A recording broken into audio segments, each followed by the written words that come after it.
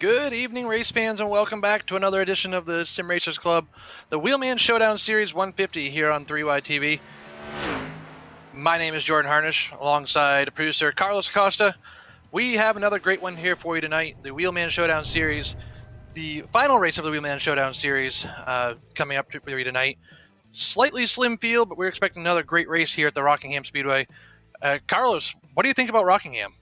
Oh, it's a track that I thoroughly enjoy racing at. I had the privilege of racing in it a couple times when I used to be heavy in league racing.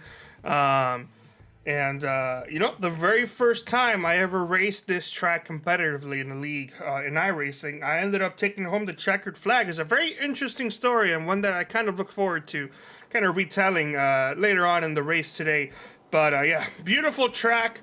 Unfortunate, it's not getting much use right now in real life, but hopefully that can change soon. We're underway here qualifying for the second round of the round of four, and this is the final race of the Sim Speed Shop Wheelman Showdown. Want to talk a little bit about it, Jordan? The Wheelman Showdown Series, a 10-race mini-season inside the regular, I believe, 36-race season we have here at the Sim Racers Club. Currently, right now, being led by Tyler Seville. Second is Scott Eckridge, who is not in attendance tonight. Third, Greg Evans. Fourth, Johnny Avila, also not in attendance. And fifth, Will Worsler, also not in attendance. So all Tyler Seville has to do tonight is take the green flag, and he's going to get himself a pretty cool prize in a custom-made sim racing wheel to be able to use for his sim racing setup. So pretty good prize for him just taking the green flag tonight. Yeah, I am jealous. Would love to have that wheel. Of course, he has worked hard for it. He did come into this race leading the points, so that's got to tell you something about the type of talent that Tyler has. But qualifying underway right now. We do have a very slim field tonight. Looks like we've been going through some slim fast consumption, haven't we? As currently, I believe 12 drivers will probably be taking the green flag here tonight. 8 drivers have put in a qualifying lap, with Greg Evans just taking over the top spot over Mahan. As we see on track right now is Kevin Stone. Another driver on track you can see is Tim Knott. Go ahead and cut over to him right now. And Jordan, what's your best approach to qualifying at a track like this? This track's another one, like you mentioned a few minutes ago, that doesn't get much use, but still is a real track. So it's one of those ones where you can't really judge by what the real life guys are doing because they're not running here. So it takes a lot of practice to get around this place. 1 and 2, there's a couple different ways to get through turns. 1 and 2, you can float it to the top, or I should say the middle, not necessarily the tippy top, or run the yellow line all the way around through 1 and 2. 3 and 4, you more so want to be in the middle. You want to try to avoid all the bumps that are in the bottom of turn 3 and 4. The middle seems to be the fastest way around. So a couple different grooves you can run here. It is a mile-long track, so not necessarily a short track, but not a mile-and-a-half cookie cutter either. So it definitely presents a different challenge for these guys. Yes, it does indeed. Well, before we continue, we do have to go over the point standings as well as talk about a couple of things. So, Jordan, I'll let you go ahead and handle that again. Yeah, like we mentioned, I already went through the Wheelman Showdown point standings. So we'll go to the regular season point standings. We are in the final 4 of the playoffs, final 4 races. Currently, right now, Greg Evans leads over Tyler Seville. Michael Krobach and Scott Eckridge is the top 4, the final 4 drivers battling for the season-long championship. Again, Scott Eckridge not here tonight, so it's really just a 3-car battle for the last 3 races here, and 3 of the most talented drivers probably in the league, and it goes to show that they're here at the top at the end. Well said. Currently, 9 drivers have posted a lap. Greg Evans, Woody Mahan, Adam Jersky, Tyler Seville, Michael Krobach, John Eckert, the 4th. Fourth. Tim Knott, Kevin Stone, and Richard Fletcher. Braxton DeWeese is pulling out on track right now, so let's go see if we can cut to him, taking a look at his qualifying time in the number 5, Reaper Chevrolet. Good to see Braxton make another start here. He's been an on and off competitor all season long. I had to go look. You'd probably be right around 10 starts for the season, mostly at these technical tracks like the short tracks, the mile-long tracks, the shorter tracks of the season where we've seen Braxton, and I believe he was even at the Roval a few weeks ago. So good to see Braxton back here at the end of the season, and hopefully he can finish up the season with us and maybe even continue on to next season. Yeah, would be interesting indeed for sure. First time lap, a little bit towards the back half of the field, currently in 7th still. That's a top 10, top 15 start looking like. And this one may be faster. Got the green light and second green light, and that is going to be second in the board as Braxton DeWeese has now gone and passed Woody Mahan, and he will share the front row with Greg Evans, as we currently have about, I want to say, 2 minutes to kill before qualifying does indeed end. That we do. Just about 2 minutes before we're getting ready to go to the green flag here. I do have to mention one thing. Will Worsler has, the trailer has entered a little bit late to the party tonight, but he is here, so we'll be up to 13 drivers, and one more driver added on, another quality driver. It's good to see, especially when we're struggling to get some car count here, some late season happenings, unfortunately, and just the drag of a long season. We've talked about next season. Sam and I have been talking a lot about next season, trying to figure out what we're going to do, what's going to be the best course for the league to try to retain drivers for an entire season. It seems to be a common conundrum around all iRacing leagues is when you do these long seasons, towards the end of it, you start to taper off. So some different things in the works for next season. We're still working on which car we're even going to run. So keep an eye out on our Facebook page over the next few weeks, and I think the information that we're going to put out is going to be pretty awesome. Yeah, if I were to put any form of money or even suggestions on my end, I would probably recommend racing the COD. I know some other leagues are going to be doing that next season when they've been voicing their displeasure with the next-gen vehicle. Of course, iRacing can only do so much trying to model after the real-life thing. But yeah, so far, no words yet on next season, but I'm sure that's going to be coming soon. Speaking of coming soon, Will Worsler is still not quite there. His team is scrambling to pull the car out of the hauler, and oh no, it has seemed that they have dropped the primary car, and the suspension is now broken due to the hard fall. And yes, they are pulling out the backup car as we speak.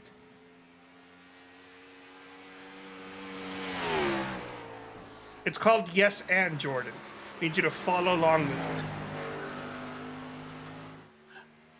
Yeah, hopefully Will can get that thing off the trailer. The second one, at least, off the trailer. We definitely would like to see him out here tonight. If not, great to see him at least show up and show support to the league in one way, shape, or form. Obviously, technical difficulties can derail things a little bit, especially when you come in late to the party. But it is good to see Will pop in here, just even if he isn't able to turn a lap tonight. I do have a question for you, Jordan. Are you sure he has joined as a driver and not as a spotter or crew chief? That I'm not 100% sure of. It should tell you based on his number. Well, maybe he is just a crew chief tonight. Maybe I looked at the wrong screen. It don't appear to see him on the actual driver roster. So maybe he is here just as a crew chief tonight. So maybe maybe I should pay attention before I say something next time. Yep, and it looks like the backup car has no engine, and they are going to be running out of time. They only have 10 seconds to change an engine, and Jordan, I think that's impossible even in iRacing standards. It would also be very impressive if they could do that. I'd pay money to see someone try to change an engine in 10 seconds. Well, qualifying has wrapped up, and Greg Evans is going to be sitting on the pole here tonight, alongside Braxton DeWeese. Let's go ahead and pull up the official qualifying results as I queue up the qualifying music. Yeah, there we go. I love me some qualifying music. We are over 1,000 subscribers, and so we technically have to choose our music wisely. So we're going to be, for the time being, experimenting with different music styles here and there. Of course, that being said, qualifying music is here to stay. Greg Evans is starting on the front row with Braxton DeWeese in second. Woody Mahan starting third. Adam Jersky in fourth. Tyler Seville will be starting this race out in fifth and clinching that Wheelman Showdown championship. Sixth is going to be Michael Krobach. Seventh is John Eckert the fourth. Tim Knott will be starting in eighth. Kevin Stone in ninth. And Richard Fletcher will be rounding off the top 10. Marc Meyers and Troy Haydt got the hiccups there. Marc Meyers and Troy Haydt going to be rounding out the final field in 11th and 12th. As we mentioned a little while ago, just a little bit of a slim field here tonight. Over the last couple of weeks, we've been hovering around the 20 car mark. Now we're down around the 12 car mark, unfortunately. Hopefully the last couple races here we can pick back up when we get to Atlanta next week, and then the final at Phoenix in 2 weeks. So hopefully the last 2 races we can pull a few more drivers in, make those 2 races a little bit more enjoyable. But I'm not going to count anybody out here tonight. It might be only a 12 car field, but I'm looking at 12 names that very easily could pull a win off in a 150 lap race. Some of them can either pull off a win just by being fast enough, and the others are fast enough to be able to pull off a win with strategy. So you can't count any of these drivers out whatsoever. Now, unfortunately, yeah, we did mention having a slimmer field. Of course, this season has, come without controversy and having a rough patch. Thankfully, though, I do not see next year being anywhere near the same as this. What started as a promising season took a very hard turn. However, with that hard turn came new openings and new possibilities that, while it doesn't look promising right now, next season is going to be a rebuilding year, and a year that everybody should be keeping an eye out for, because that is going to be a return to form. Absolutely. We are very excited for next season as the pace car ducks off here, turn number 4. Greg Evans going to lead the field down to green, waiting for the green flag to come out. It is out. We are underway. The Sim Speed Shop Wheelman Showdown Series 150. Yep, 150 miles here at the famed Rockingham Speedway. And the number 2 of Greg Evans is off to an early lead, clearing off the number 5 of Braxton DeWeese. No problem, but whoa! How about this? Braxton DeWeese got a great run off of turn number 2. Caught up in the backstretch and made a small attempt into turns 3 and 4. Didn't really work out for him, as he's had to settle into second place now to finish off lap number 1. Through turns 1 and 2, they go single file. Braxton DeWeese, followed by Adam Jersky and Woody sorry, Mahan. that car back there threw me off there for a second. Woody Mahan. I was trying to figure out which Loud Pound Motorsports car that was. All chasing Greg Evans. Single file right now is 150 laps. You don't want to burn your stuff up early on. There's might only be 12 cars, but if you burn your stuff up early on, it's going to make it really difficult to try to march through this field. Not the easiest track in the world to pass at here at Rockingham. No, it is not. As a matter of fact, the one race I've won here was because of fuel mileage. Now, I don't expect fuel mileage to be a serious thing here tonight, but keeping an eye on who you pass, when you pass, and how you pass is going to be important. And speaking of passing, the number 5 of Braxton DeWeese has just gone right past the number 2 of Greg Evans. I am 100% sure Greg has pretty much said, you go ahead and burn your tires up for a little bit. I'll just stay in here, save some fuel, save some tire, watch how you roll, and then maybe use that against you towards the later part of the race. Now, with only 12 drivers out on the field and all these 12 incredibly skilled drivers, I do expect us to have a very long green flag run, and I would probably wager and say, Sam, just go ahead and stick out your wallet, because you may be using it later tonight, as I don't expect there to be any type of incidents out here tonight. So I expect to see saving your tires, saving your car, and maintaining track position to be the key and most important thing here tonight. Absolutely. If I was in Vegas right now, I'm putting the over-under on the caution on the under. I definitely think we're going to see 0 caution. Sam's checkbook's going to be wide open tonight, and someone's going to get some money. As we just had a payout a couple weeks ago, so I think the bounty's only up to $20. So it'll be 2 drivers with 0 incidents tonight walking away with $10 if we go caution-free the entire way, which looks like it's a very real possibility.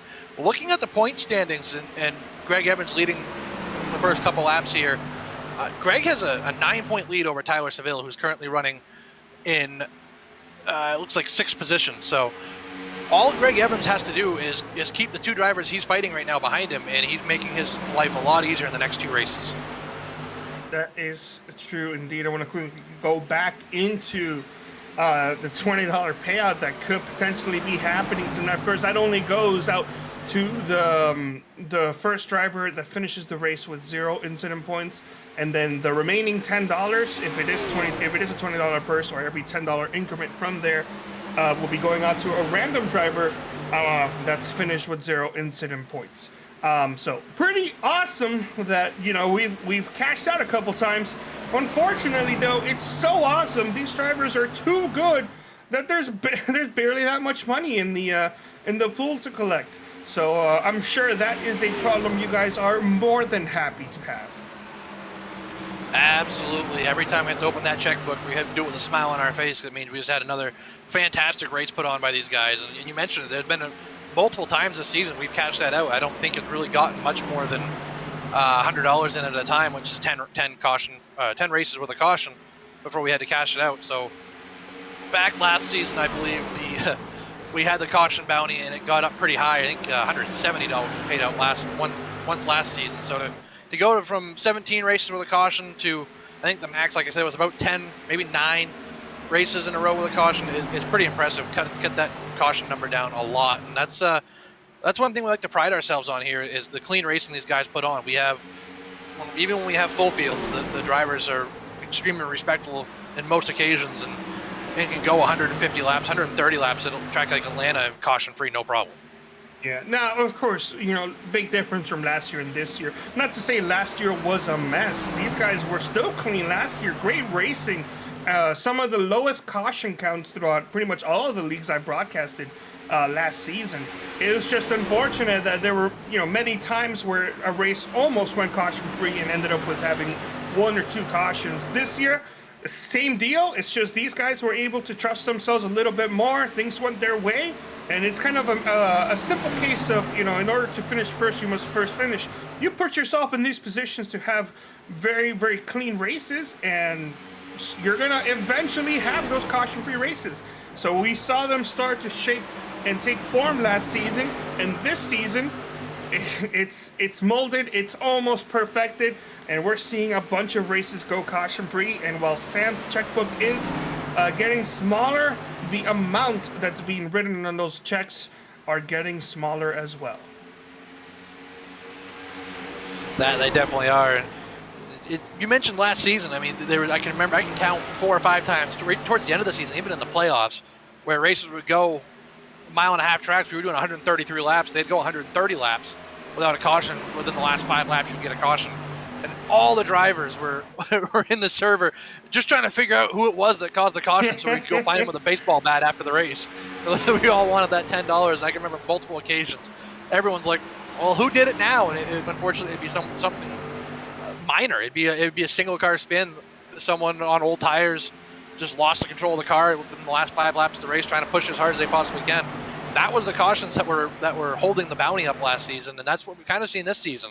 Anytime we go 130, 135 laps on a race, that's get within the last 5 laps and someone pushing it hard, trying to get to the end, and the caution comes out. It's just, so it's not any malicious wrecks. It's not any rough racing, really. It's just drivers pushing the cars to the absolute limit, and mistakes are being made.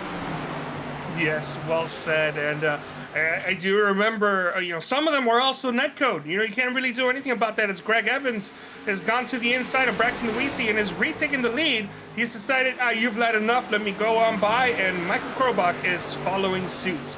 I also remember specifically, I believe it was last year, there was one race where the leader was about to take the white flag, and there was a caution.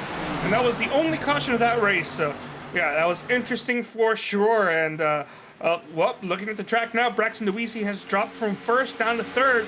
Probably not a reason for concern, as number 2 chose a really good time for the 2, but a horrible time for the 5 to make the pass for the lead. And it unfortunately costed him not only track position, but also track distance to the race leader. You mentioned Michael Krobach sneaking his way into 2nd place there, that bobble from the 5 of Braxton Deweese.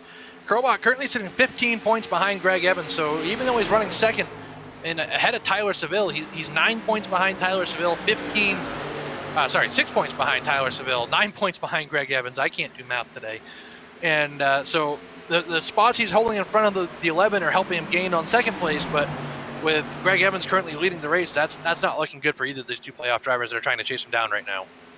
Yeah, that's right. And new colors for the number 11 of Tyler Seville. So for those in shock, that is the 11 in that neon yellow, almost Hendrick yellow colored Chevy there. Is Well, hold on. He's driving a Chevy. Doesn't Tyler normally drive a Toyota?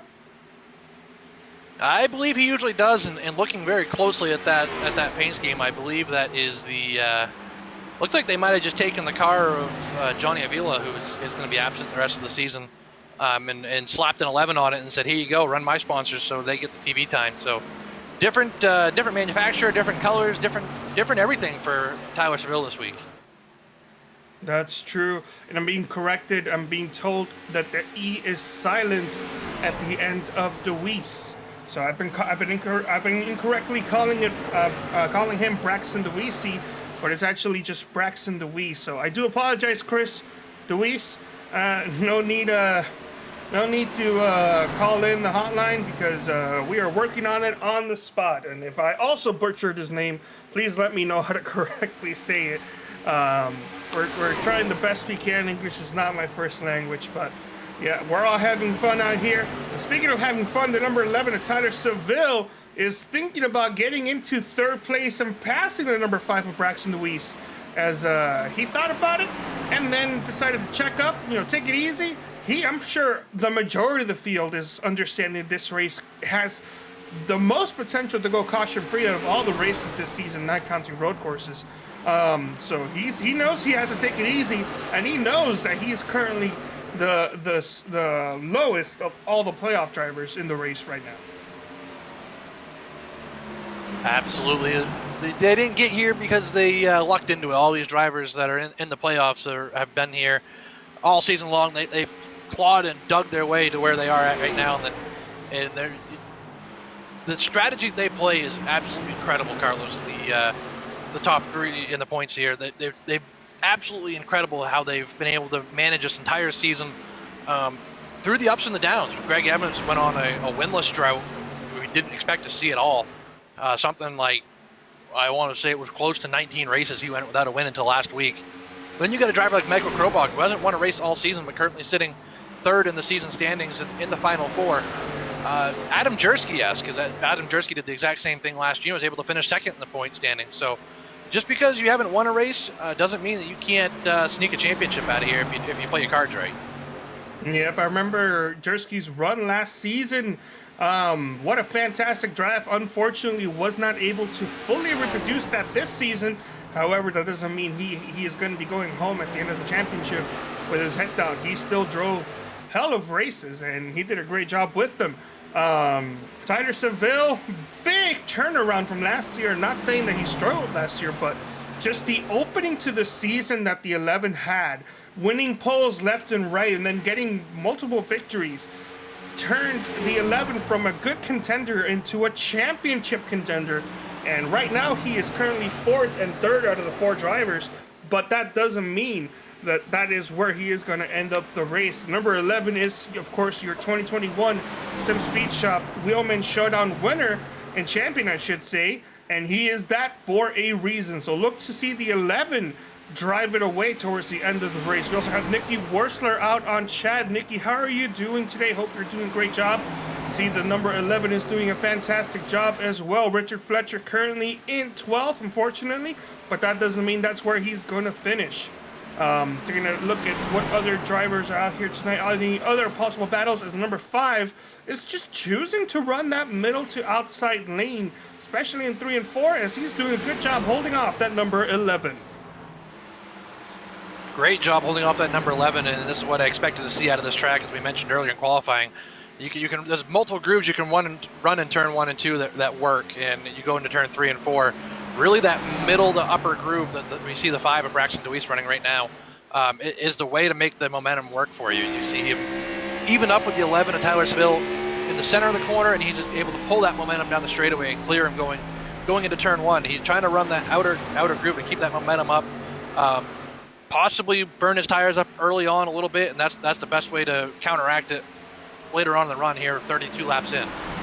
Speaking of burning your tires, you've noticed some drivers, I've noticed it at least, some drivers maybe getting a little shaky-bakey in the exit of the corner, wiggling themselves a little bit. That's not for show. These guys are driving the low downforce, high horsepower package tonight, evident based on the fact that they got the small spoiler out here tonight instead of the the BA what was it? It was the BA spoilers that Dale Earnhardt Jr. so commonly calls them. But yeah, low downforce, high horsepower here tonight, and these drivers, well, they're starting to burn off those rear end tires, and once they're burned off, you gotta hold on tight because you just got no run off the corner there. Drive off. That's right.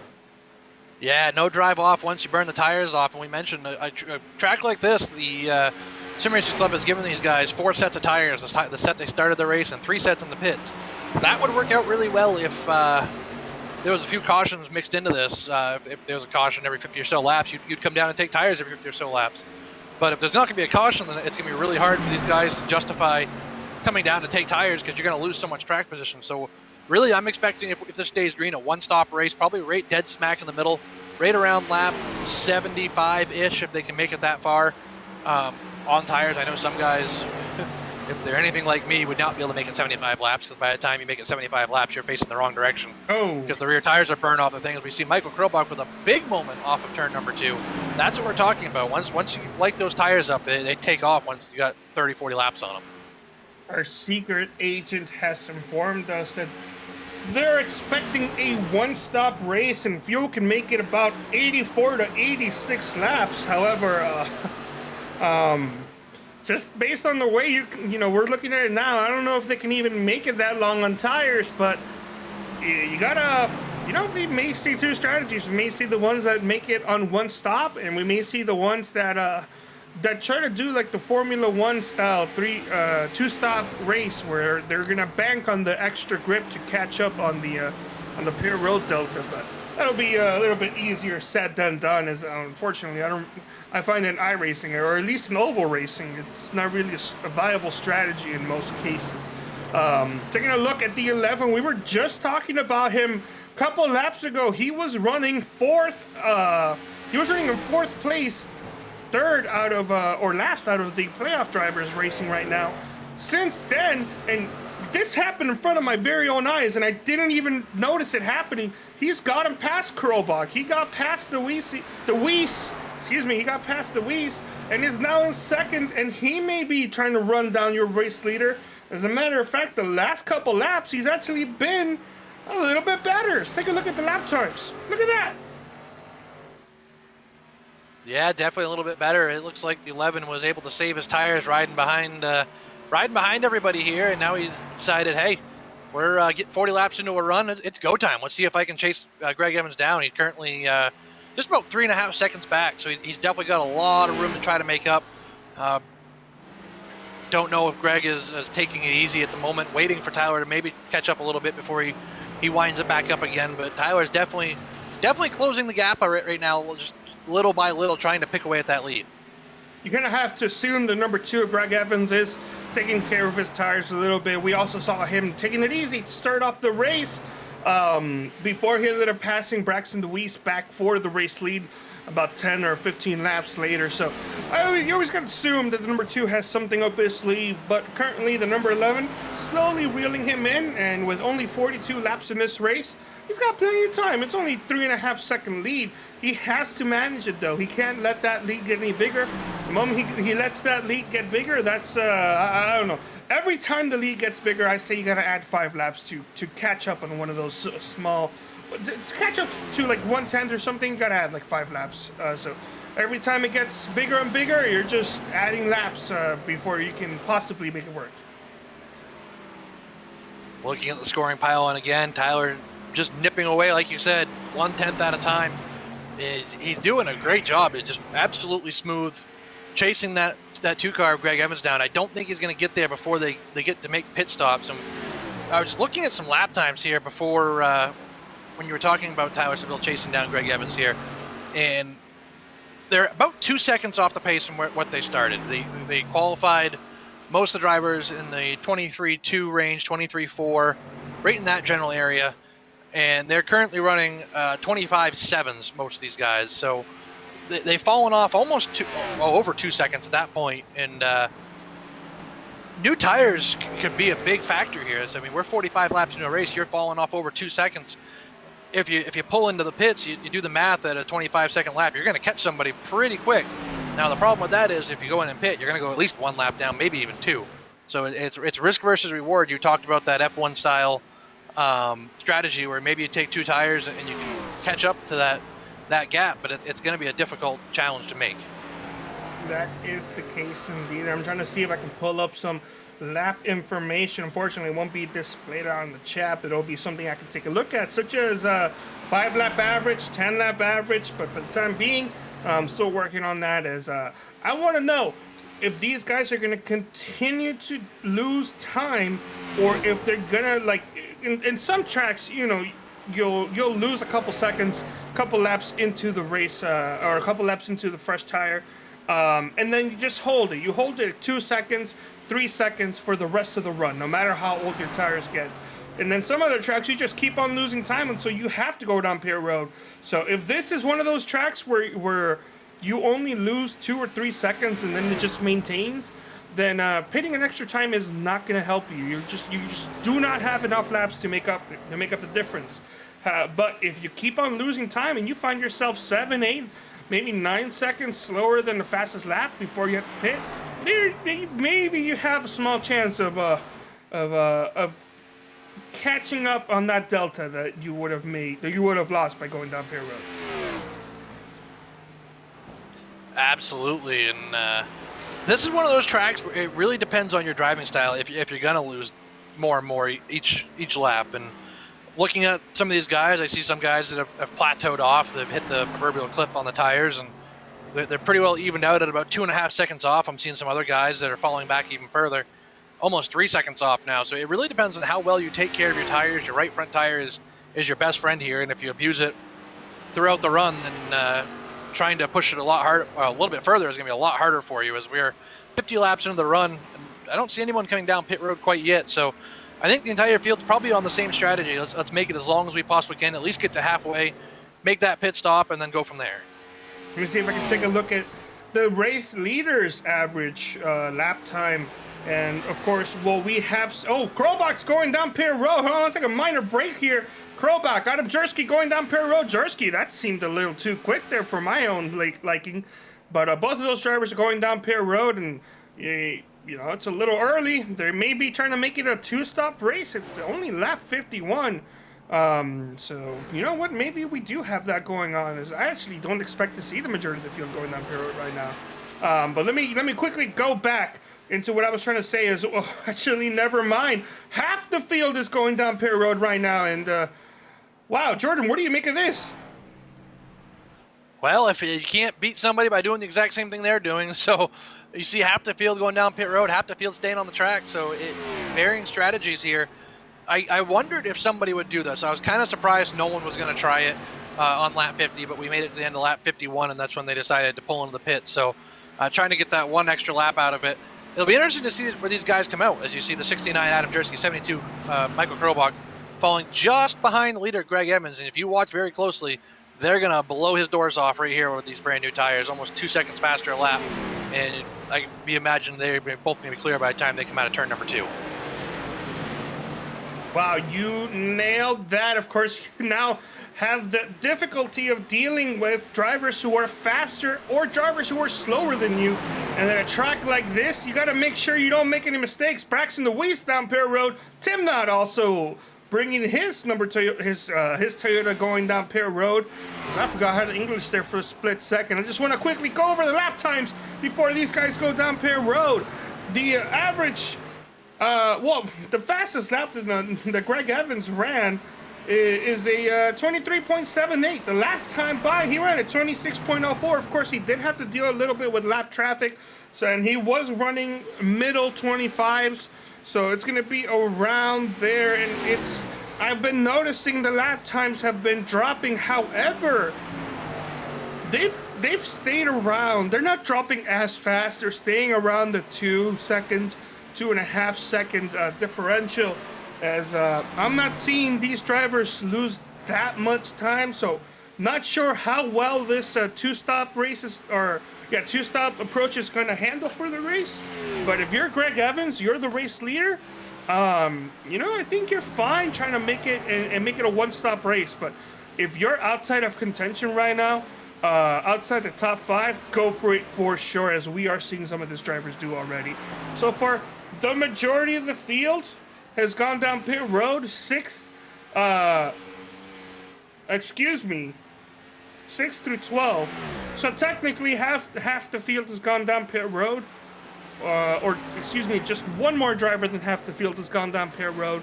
As 1 through 5 have stayed out. However, only 3 drivers are on the lead lap at this moment.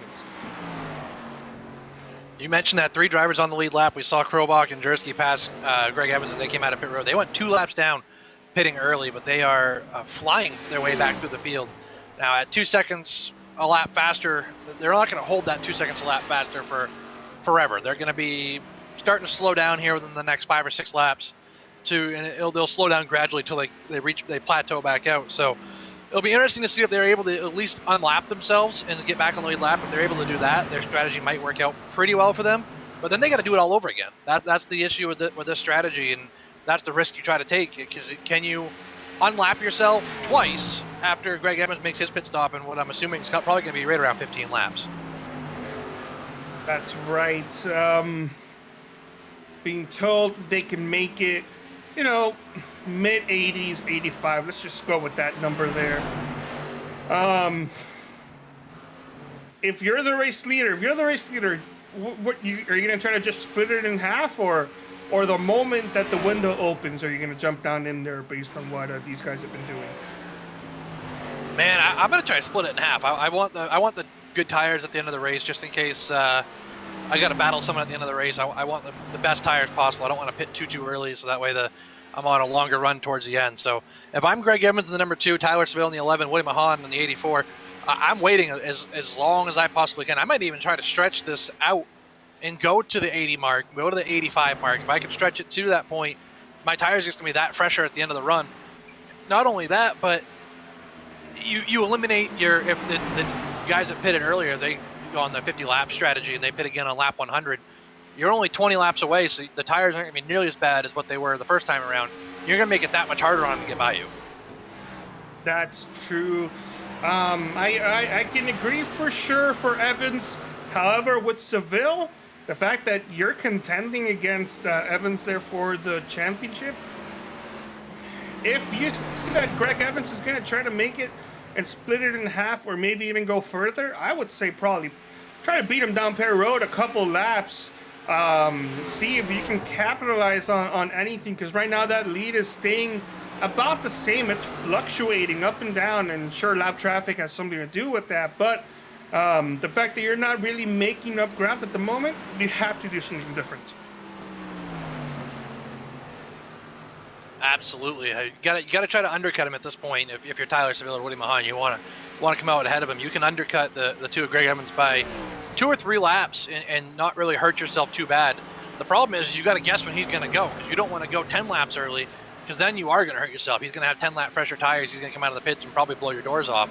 But if you can undercut him by 1, 2, maybe even 3 laps, you're going to gain that 3 seconds that you're behind and be able to pass him on pit road and maybe even stay in front of him. We've seen the 11 to Tyler Seville do that multiple times throughout the season, where he runs second, third throughout an entire run, then comes out leading, and you're kind of like, well, how did he do that? And you look back, and he pitted a lap or 2 earlier than everybody else, and away he went. Trying to figure out if we forgot to mention something, as Kevin Stone has gone down pit road, and I'm not sure if we've done this for Jordan. How many tires do we have allowed in this race session here tonight? 4 sets of tires tonight. The one that you start the set you start the race on, and 3 in the pit. So plenty of tires to work with tonight. Especially if you're on the Greg Evans strategy, where it looks like one stop, you're going to leave two in the bank, and then it just kind of gives you an extra set, a little bit extra hope in case a caution comes out later on in the race. And if you have that extra set of tires, you might be able to bolt them on and fend off challenges from guys that might be in front of you.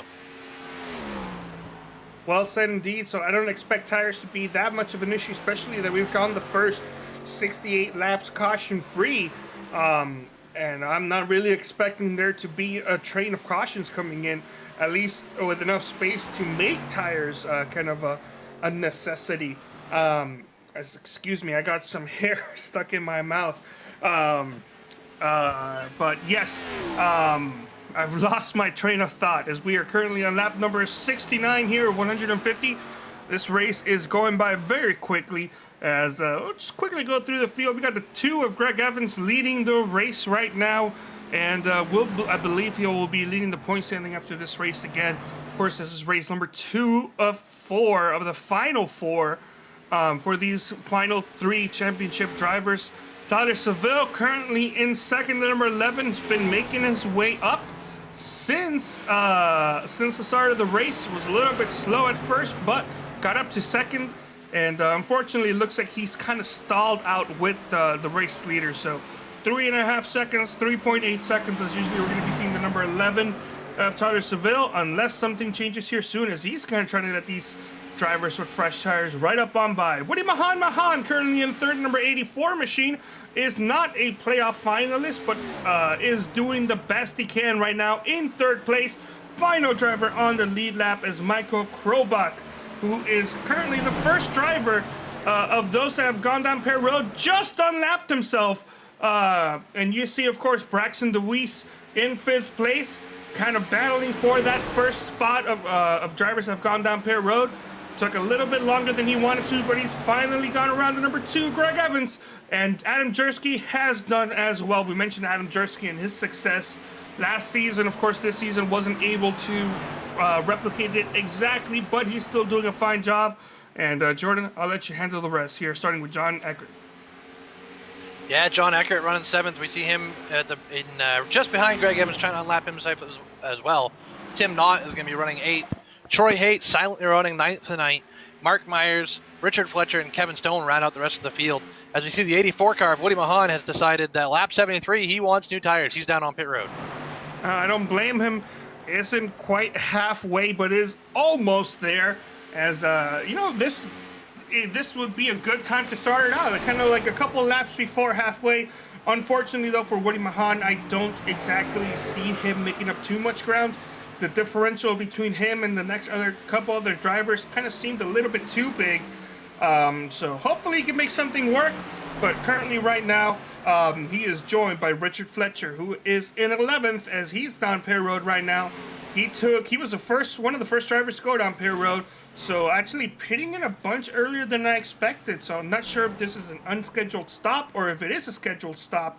But Richard Fletcher is down pit road as well. Look back to the battle on track. Braxton DeWeese has got by the 72 of Michael Krobach, the 69 of Adam Jersky working on. Oh, big bobble out of the 17 car of Kevin Stone there, right in front of what is going to be your leaders at this point. So we see the 2 of Greg Evans now down pit road before the 11 of Tyler Seville. Tyler Seville, I believe, is still on track. So yeah, he stayed trying to get a lap led the hard way is Tyler Seville, and see how long he stays on track now.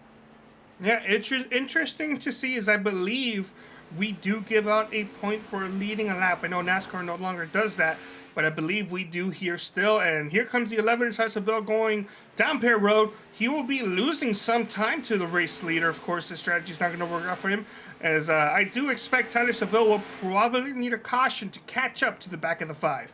But if we do get a caution, that race for the lead will be... Sorry, not the 5, the number 2. If we do get a caution, that race for the lead will be interesting for sure.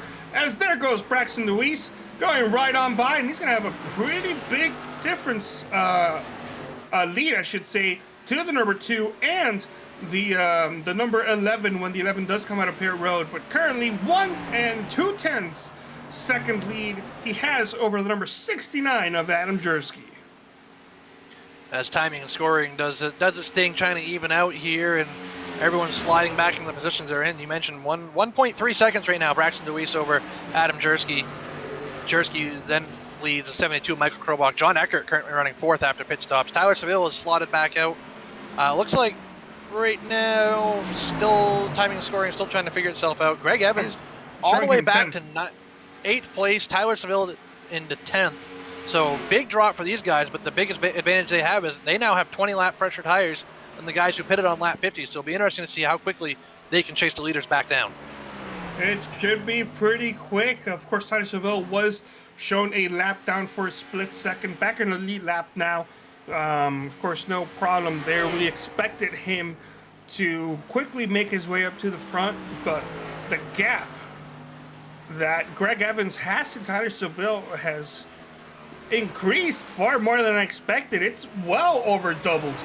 As let me go ahead and do some quick maths here. As the number 2 is 17 seconds back from the race leader, and the number 11 is 23 seconds back.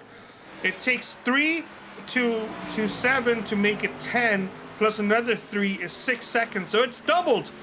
Maybe give or take a little bit there. My math is, I forgot to carry the 1 sometimes. I didn't add current angle to the mix, and got some other factors going on, but I'm assuming it's around 6 seconds that he is now ahead of the number 11. As we see right in front of the 2 car of Greg Evans, the 28.04 almost slammed doors going into turn 1. Just a little bit of bobble out of both of them. Almost turned out catastrophic as they keep it going in the right direction. I don't think there's any contact there. I hate to cut you off, but it appears we have lost Adam Jersky. He is dropping down in the standings, and his car is nowhere to be found. He was running in the top 3, and it's a shame because Adam Jersky had himself a good race, and he's being shown out. And Jordan, not sure if you're getting any messages from Race Control or iRacing, but I think he had some connection issues. Taking a look at the old iRacing server, his quality his quality's in the red, dropping down to about 27. So I'd say the 27 has had some catastrophic computer issues or internet issues of some sort. 69. 69 is now out of the race. What a shame. Well, not out of the race, but out of race contention, that's for sure. Real shame, Adam Jersky. Another good race gone bad, as he's been running strong all night and had for sure a top 15 in the books, maybe a top 5. But currently, he is going to find himself multiple laps back should his team decide to replace that alternator that's gone bad and bring him back out on track. But the number 69 down in the garage right now, getting word that it may be terminal. You mentioned really unfortunate. We've seen it happen a couple times to Jersky this season where he's having a really good run and mechanical failures take him out of the event. And we've seen it to a bunch of drivers this year that have things like that. Brian Yazik, who's not here tonight, he had a stretch of 5 or 6 weeks that I can remember. He had internet issues that were continuously right about, I think it was 10 p.m. Eastern Standard Time would knock him out almost on the dot. He had an ISP issue that was knocking him out. That can be extremely frustrating when you're doing everything you can on your end. You have some of the best internet going, and your ISP just has a blip at a certain time of the night, and you're out because you can't do anything about it. I think he did finally get that straightened away with them, and they were able to adjust that. I think it was a reset that they were doing of some sorts, and we're able to reset that and get it straightened away for him, so that problem stopped. But like I said, we've seen it multiple times throughout the season that drivers have dropped throughout connection issues, and not even of their own doing. And I think back to earlier in the season, Doug Mullins had his significant other, I believe, stepped on his cables to his computer and disconnected them one race. I'm just thinking back. So weird things can happen, and unfortunately when they do happen, it can take you out of the race very quickly. A real shame indeed. He's not the only driver this season to struggle both in terms of luck and possible internet issues. We've seen that happen, and to numerous drivers out here tonight. Not tonight, but this season, I should say. So, real shame for sure for Adam Jersky, who's dropped down all the way down the running order into 12th. We're going to monitor that situation closely, see if that team is able to get any work done, and maybe get some more laps out there. Of course, at this point, this late in the season, this is kind of the trouble that leagues face in general of having driver retention and drivers coming back. He's not going to be getting any more spots, it seems like. But Adam Jersky's not a quitter, and if he can get his internet back up and started, I do expect to see him back out on track, even if it is just to log laps. Absolutely. You mentioned not being a quitter. The 12 drivers we have here, 11 of them have been with us just about every single race. So I'd say 11. The 5 of Braxton DeWeese has been, like I mentioned earlier, a part-time driver. And it's always good to see the part-time drivers come in, because you obviously can't in a league have 40 drivers show up week after week after week, especially after a 36 race season. It's almost impossible to ask people to show up that often. So you get guys like Braxton DeWeese that come in. We've seen a few other drivers. One off the top of my head is Drew Carroll, who's not here tonight. A couple guys like that just show up when they feel like it, and they fill the field in, and when they do fill the field to fill it. Wow. Fill the field. Yeah, that's a tongue twister. They're usually running up front, so it's good to have that added competition when some of the regular guys can't make it. Yeah, and of course you can't really expect, this is a simulation. We're all out there having fun. This is not a job for the drivers out here. Of course, if we got paid to run out there and race and everything, I would expect retention even if you're out of contention. But unfortunately, it's the real world, and we just don't have the funds to go out there paying every single driver for their participation. So for that, you kind of expect that to happen. And of course, real life kind of triumphs over simulation racing the majority of the time. So usually something comes up, and that full-on commitment that you've mentally prepared yourself for is just unviable, unrealistic, or in some cases unnecessary. Yeah, absolutely. Real life's got to come before the fun. That's what we're all here to do, is have fun. So definitely understandable that some guys bounce out throughout the season for multiple reasons. I mean, I remember mid-season, obviously, I was out for a week or two at the birth of my daughter. I know Greg Evans, I believe he missed maybe 1 week for the birth of his daughter. And I think Brian Yazik didn't miss a week for the birth of his son. I think his son was born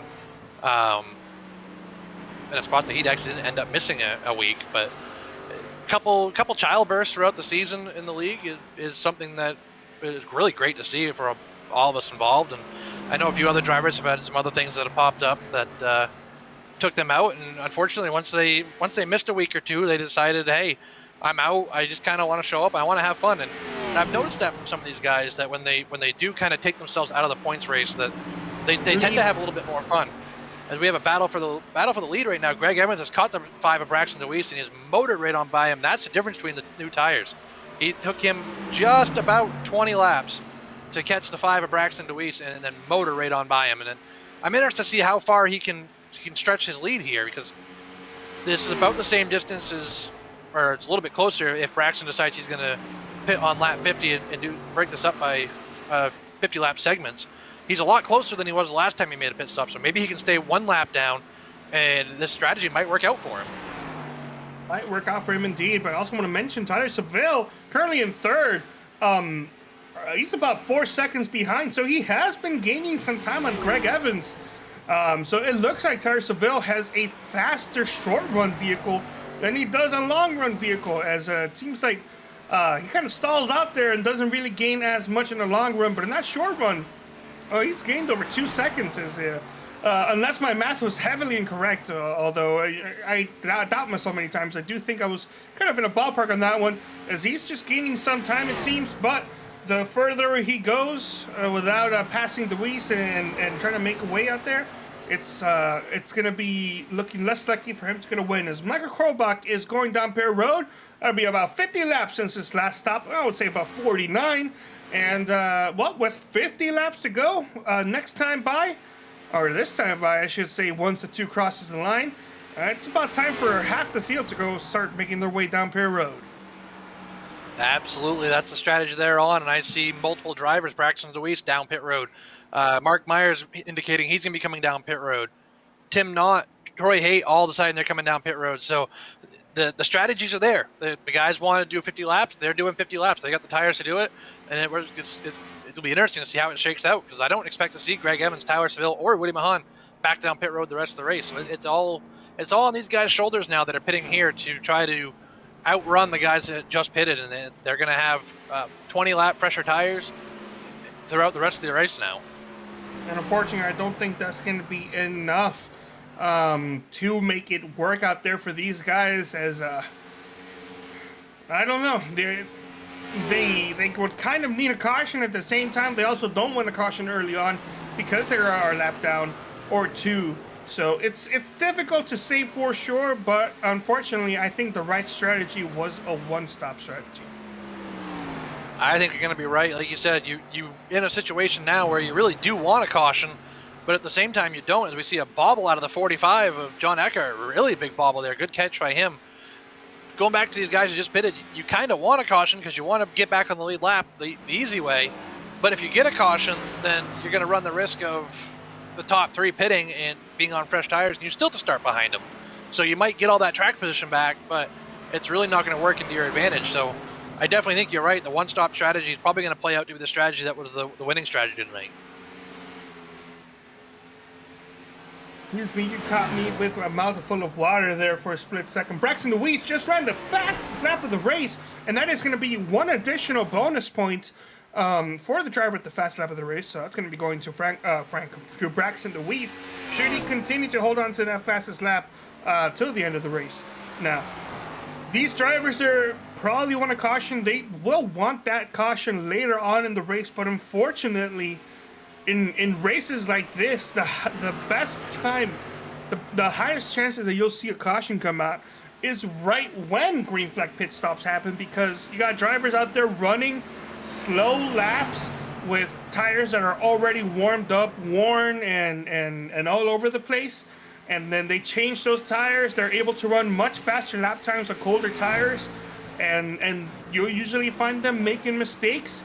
And you know, if that doesn't bring out a caution, you got the chance of drivers who went down Pear Road either running into the back of or getting caught up in accidents when they're trying to go past drivers who've stayed out. So the highest chance of a caution coming out right now is in the beginning of green flag pit stops, which is when they don't want a caution to come out. So these drivers, unfortunately, I just don't think that the strategy is in their way tonight. And looks like, as I mentioned earlier, one-stop strategy, way to go. So Greg Evans, Tyler Seville, Woody Mahan, those drivers are making it work right now. That they definitely are. And I'm trying to find the 5 of Braxton DeWeese right now on my screen. We see the 2 of Greg Evans right here. It'll be interesting to see how close Braxton is. He's in turns, looks like 3 and 4 right now. And the 2 of Greg Evans is currently running... there we go. So looks like he's gonna catch him fairly soon here. But we mentioned he's lapped down still. So for him he's got to go all the way back around the track again to even have a chance to pass Greg Evans. And we are 40 laps to go. I think they're just going to run out of time. It was a good strategy to try. You always got to try something different.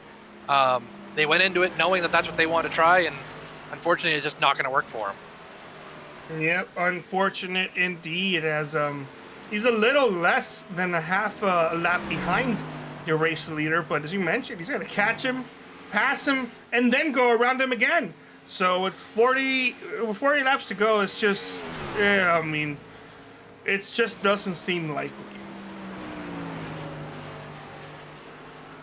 No, it doesn't, and that's what's fun about varying strategies. You never really know until you get to this point of the race which one's going to work. I mean, you think back to lap 50, you do the math in your head. It's like, yeah, you can pit twice and probably mathematically catch them, but then you get into a race situation and you're out here with all these other drivers, and it just physically doesn't work for you. As watching Braxton DeWeese right now on my screen, he just caught the back of the 84 Woody Mahan, so he's motoring on by the guys with the older tires, but it's just not going to have enough time to get from point A to point B all the way back around. If he had maybe another 20 laps, he might be able to make it happen, but even then the tire is going to be so worn out, I just don't think that it would even out.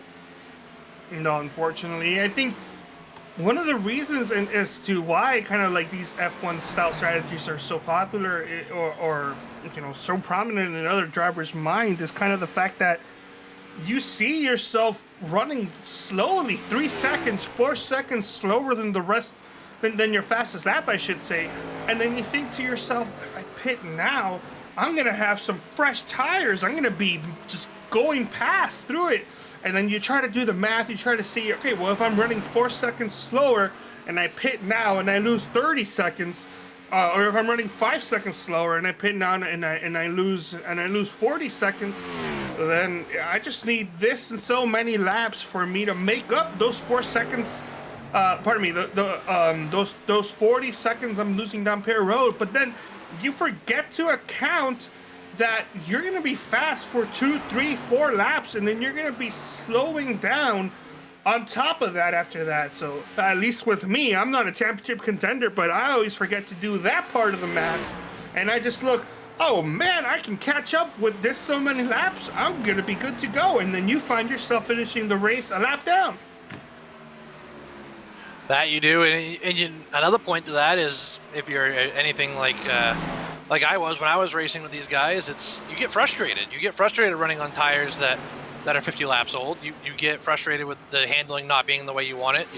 A tight vehicle is really no fun to drive. So if these things start tightening up way too much, or if you know, on the flip side they get way too loose, and you're just fighting it lap after lap after lap, it becomes no fun anymore. And then you're like, okay, I'm going to pit for tires so I can have fun again. Well, you pit for tires, and then again you find yourself in that strategy of, now I'm a lap down, I gotta play catch up, and I'm still not having fun. So it's a catch-22 no matter what you got to do.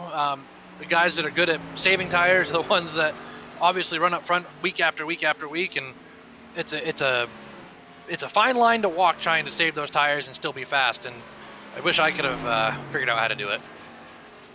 Well, that's why you see in the professional world, you see the drivers are not the ones usually making that call. It's usually somebody that's sitting on top of the of a box that's it's got the math, and even then they usually have another person do that for them.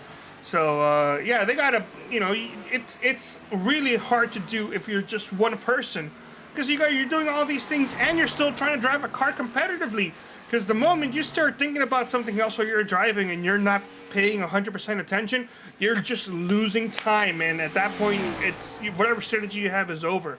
So it's a difficult thing to do for sure, and at least for me, man, every time I try to do that, it just feels like my mind's going a mile an hour. Absolutely, it is. And you mentioned the slightest thing. If you take your mind off of something that you're doing, driving one of these sim cars, and you take your mind off it just for a second. I know a lot of guys have TVs that are close to their sim rigs. Obviously you could end up in a situation like Denny Hamlin, and one of your little ones walks up and turns your TV off. That's always entertaining. But there's millions of things that can go on. You think the guys in NASCAR, they have one job. They're in the car. You're driving a car physically, and there's really nothing that can distract you. Whereas when you're driving one of these sim cars, you got 100 million things that can distract you, because there's 100 million things that are going on around you. You have family members, you have pets, you have internet problems, you have power outages. There's so many things that can go wrong, and if you, like you said, if you take your mind off it for just 1 second, what you're trying to focus on, you could end up eating the outside wall, and that's the end of your night. Let me tell you about this one time where I was doing a race a couple months ago. I was racing in VR. I'm doing okay, top 5. Maybe it can go for a third. If I'm really, really good, maybe a win. And next thing I know, I'm just hearing this sound, this alarm, and I realize, I left my phone alarm on. I know where my phone is, so it's annoying because I'm driving at a short track. And then on the straightaways, I try to swipe at where I think the snooze button is, or the disable button is, and I can't find it because I'm in VR, and I can't take off my headset because I'm driving. And so throughout the corners I have to deal with it, and then the straightaways I'm trying to do it, and then I grab my phone, and next thing I know, I've just spent 20 laps where each lap I get slower and slower and slower. Just because my mind is not in the race. My mind is trying to figure out where is the snooze button on my phone. And with touchscreens, you're not feeling anything there. You're just feeling the glass. So it's just, all right, one straightaway. All right, here we go. I'm in the straightaway. Swipe, nope, swipe, nope, swipe, nothing. All right, corner, here we go. Go back, drop the phone on my pants. Drive the corner straight away. All right, swipe.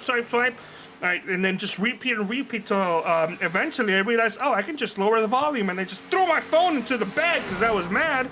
And then I just went on with my race as the alarm just kept on going. So small things like that, an alarm can distract you from the rest of the race. And guess what? I finished outside the top 10 that race. Couldn't recover. I lost too much ground with just that one thing. I can't believe you made it 25 laps trying to do that. I would have made it about 2 seconds before I hurled the phone halfway across the room, silenced it on. So props to you for having way more patience than I ever would. As we look back on track, the 5 of Braxton Deweese has got by the 2 of Greg Evans to get himself back on the lead lap. But as we mentioned, 24 laps to go. He's got 24 laps to try to make it all the way back around. And I just don't see him having the pace to be able to do that. I can see him possibly getting to third, maybe second. But even then, that's kind of a stretch. But Braxton Deweese, I do believe, unless something goes wrong, has the top 5 locked up. Mecca Krobach, though, currently 2 spots between him and the next championship contender. I'm sure that's not what he wants to see, as he wants to make up some more spots too. But the spots are running out, time's running out, laps are running out. As after this, we only have 2 races remaining in the season, so you can't afford to give up 2 spots, especially in such a small field.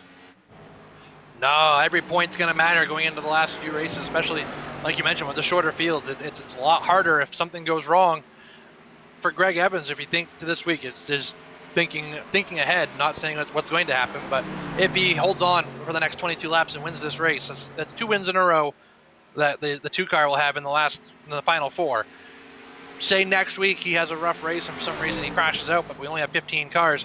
He's not going to lose that many points. He's going to lose some, but he's not going to lose as many as he would if we had a full field of 40 cars. So it's a lot harder for the guys that are sitting second, third right now to try to play catch up if something happens to the 2 car of Greg Evans, especially when they're having runs like they're having right now. I mean, Tyler Seville is doing everything he possibly can running second, but Michael Krobach currently sitting 5th. Every little point's going to matter going into the final 2 races. Yes, indeed. There's 20 laps to go here at the Rock. And, Greg Evans kind of seems like he's got this one locked up. It's Tyler Seville. Short run car, but not a long run one. He's lost some time now. Wasn't able to keep that gap like he did that first run of the race. Tyler Seville comfortably in second, though. Woody Mahan in third. Frank, I keep on calling him the wrong name. Braxton Deweese in fourth. Michael Krobach, fifth. John Eckert, sixth. Tim Knott, seventh. Marc Meyers in 8th, Troy Haydt 9th, and Kevin Stone currently in 10th place. Just 19 more circuits around the track. You mentioned that Greg Evans pretty much has us locked up as we see Tyler Seville. I wanted to call him Johnny Avila right there when I saw the front of that car. Gotta change the colors of that, have something for me next week.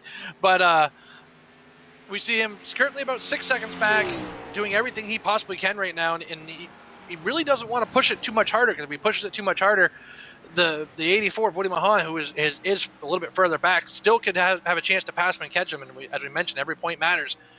Really, at this point, if you're the 11 of Tyler Seville, you want to just hold on to second the best you can, walk out of here with a fairly decent points night, and go to Atlanta next week and hope for the best. And that's what we see the 11 of Tyler Seville trying to do right now. I've also noticed, you speculated this could have been Johnny Avila's paint scheme or something similar to it.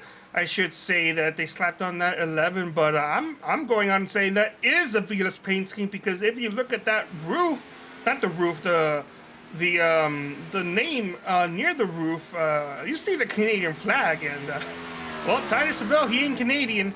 Johnny Avila, however, is. Yeah, and that's definitely what it looks like. Seeing that Canadian flag, they just took the 63 off, put the 11 on it, and said, "Here you go, make us proud." And that's what Tyler's doing right now. Great run out of the 11 car tonight, running second. It's a beautiful scheme, I'll mention, regardless of who's driving it. So, and he's making it proud for sure right now. Currently in second with 15 laps to go.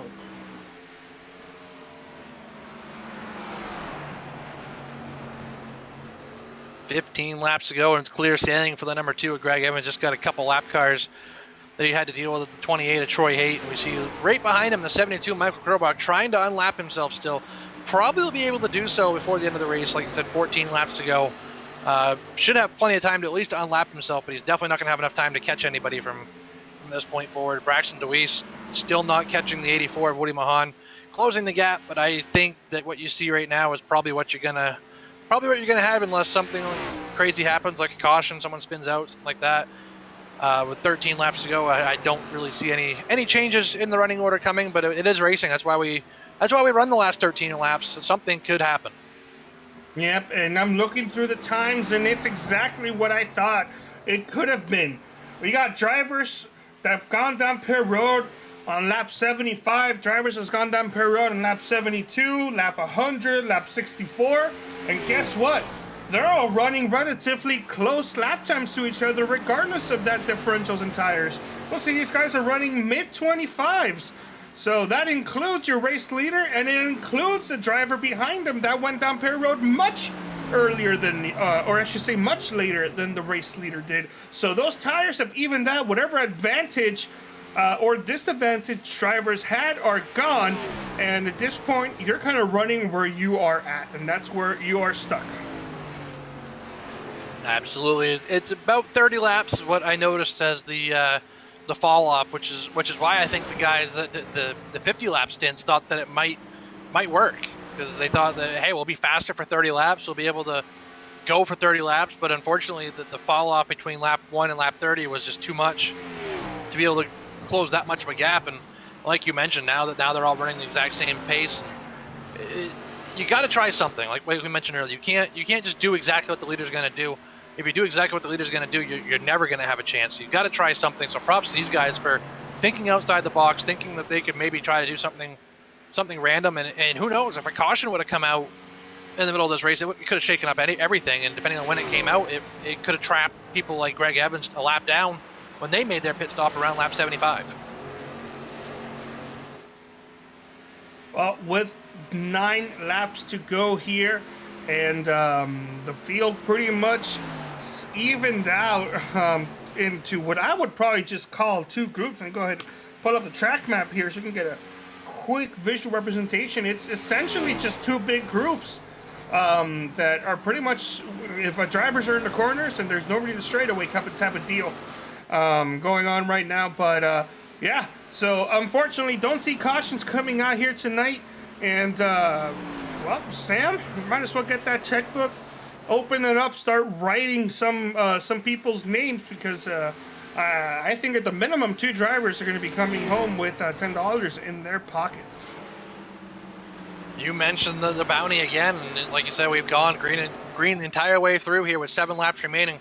I just threw up the incident count on my screen, and there's none. There's been 0 incidents all race long. That means no one's gotten in the wall. No one's made contact with anybody. No one's touched the grass. Nothing. It's been clean sailing for everybody on track. So everybody's name's gonna be thrown into the hat tonight for that bounty, and only 2 drivers are gonna walk away with it. So props to all these guys tonight for a very clean race at a very difficult track. This is not one of the easier tracks on the service. Yeah. Well, we're about to get 5 laps to go here, as not sure what happened there. Tyler is wait, something happened to Tyler Seville as he's battling with Woody Mahan there for position. Yeah, it looks like the 84 Woody Mahan is starting to catch the 11 of Tyler Seville. I noticed there for a lap or 2, it looked like Seville was blinking. It looks like his connection kind of cutting out there for a lap or 2, just constantly in and out, and it looks like it's settled down now. But yeah, the 84 Woody Mahan has caught the 11 of Tyler Seville. Yeah, that's kind of what caught my eye as I was trying to go through some graphic options here. I noticed that the ticker just quickly scrolled, having Seville go to 3rd and then quickly back up to 2nd. Then I realized it was for connection issues, and then I realized that, wow, their times are awfully close. Tyler Seville has dropped off quite a bit, while the leader is still running 25.6s, and 3rd place is running 25.9s. Tyler Seville, his last time by was a 26.4. So he's struggling out there, and with 3 laps to go, he may not be doing much. As take over here for a bit, Jordan. Yeah, we got that battle for 2nd place going on. Woody Mahan, he's got that 84 car on rails the last couple weeks. We saw him win at Talladega, another top 3 last week, and it looks like he's going to get another one. He's battling side by side with Tyler Seville, 2 laps remaining, and this is a battle for 2nd. And this is that point we talked about earlier. That point that Tyler Seville desperately needs to hold on to.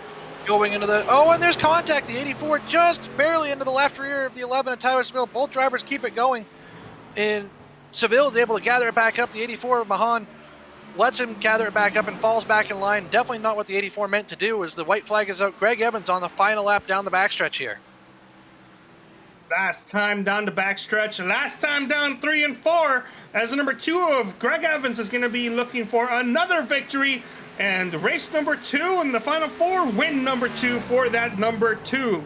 Greg Evans battle with Tyler Seville and William Mahan. It seems like there's some respect going on out there as Mahan has backed off the 11. I'm sure he apologized over the radio as to what happened. He's going to let the 11 finish and coast down in second place. Mahan finishes the race in third.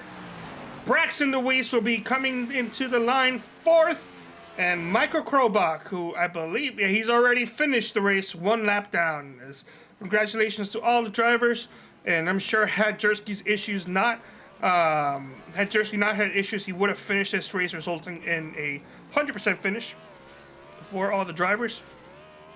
But the number 2 in victory lane out here tonight in Jordan. What does this mean for the rest of the playoff field? Man, that just makes extra work for the rest of the playoff field. They've got all that more work to do. Greg Evans going 2 for 2 in the final 4. He's finally coming into the season form that we saw of last year, and it's going to be hard to beat him the rest of the way through.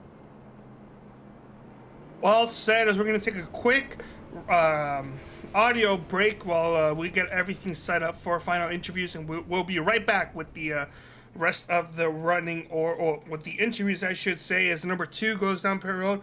But actually, before we do that, let's go ahead and pull up the final race results. You go ahead and cue up the music. Excuse me, thought I had that queued up. It got erased somehow. But yeah, first place Greg Evans, we saw him get a major victory with Tyler Seville, 17 seconds. William Mahan made some contact with the 11, but elected to back off and let the 11 finish out in second. He finished in third. Braxton DeWeese led a lot of laps out here tonight, third and second, finished fourth. Michael Krobach in fifth. Chad Eckert, the fourth, in sixth. Tim Knott in seventh. Marc Meyers in eighth. Troy Haydt, ninth. Kevin Stone finishes out the race in 10th. Richard Fletcher, 11th. And Adam Jersky had a top 5 going before his internet let out. Only DNF here tonight in this caution-free race. He'll be finishing in 12th place. Now we're going to take a quick break, and we'll be right back with some interviews.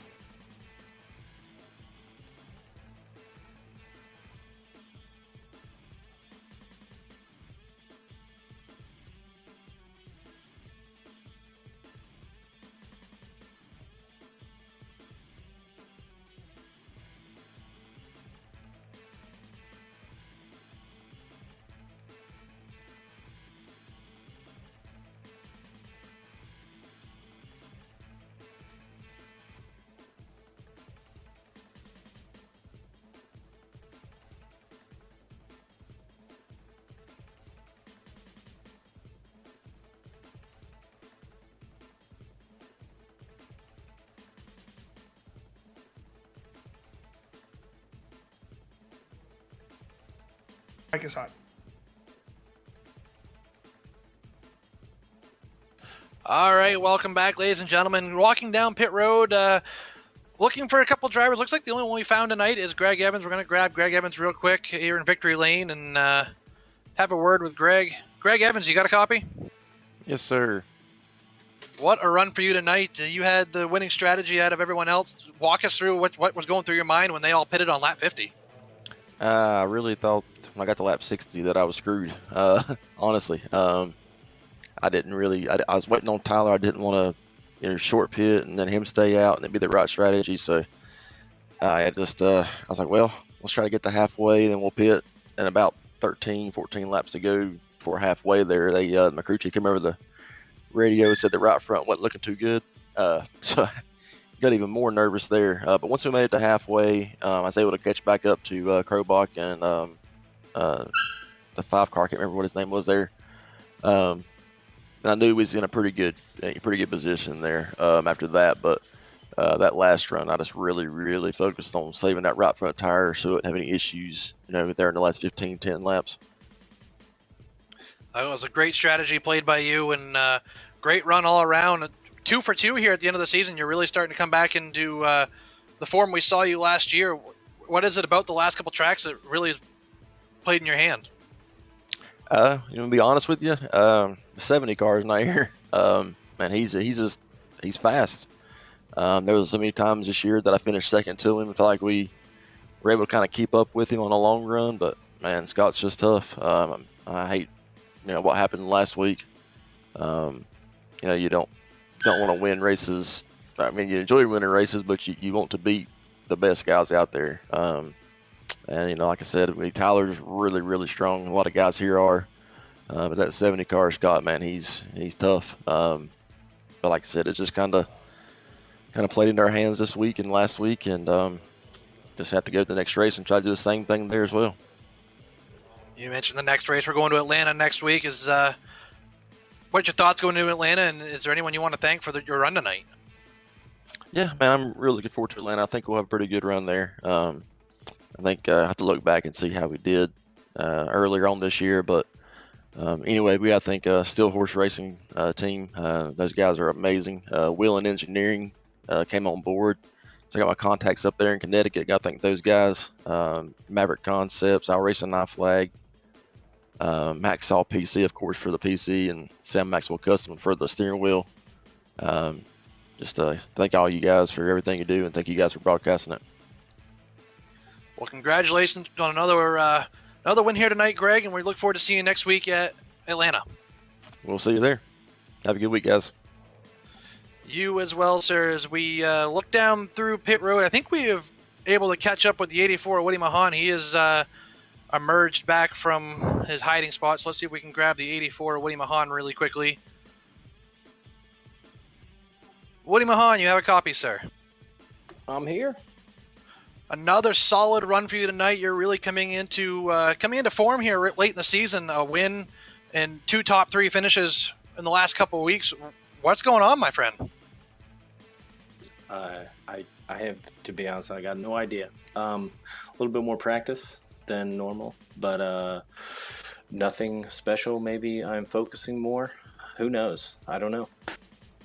Well, it's really good to see you got the monkey off the back that you had on early on in the season. You had some of the worst luck I think I've ever seen in the longest stretch of bad luck. So it's really good to see you running up front. Walk us through your race tonight. You silently ran kind of in the top 3 all night long.